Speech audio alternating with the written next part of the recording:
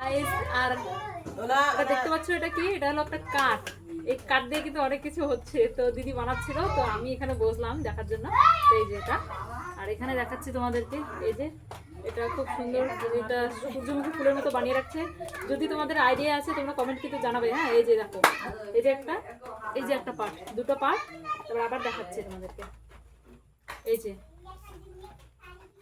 কিছু কি আইডিয়া আসছে তোমাদের? এই যে দেখো, আবার আরেকটা আছে। এটা পুরোপুরি কাজটা কমপ্লিট, আরেকটা বাকি আছে, আরেকটা কাজ বাকি আছে। ওই কাজটা করলেই তোমরা বুঝতে পারবে যে জিনিসটা কি ছিল, ওটা কি হচ্ছে। এই যে, তো তোমরা কিন্তু কমেন্টে জানাবে। হ্যাঁ, ঠিক আছে।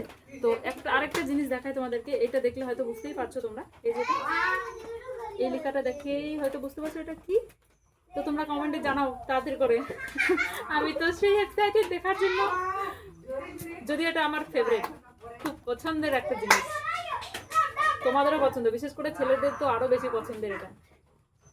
তো টাটা, বাই বাই।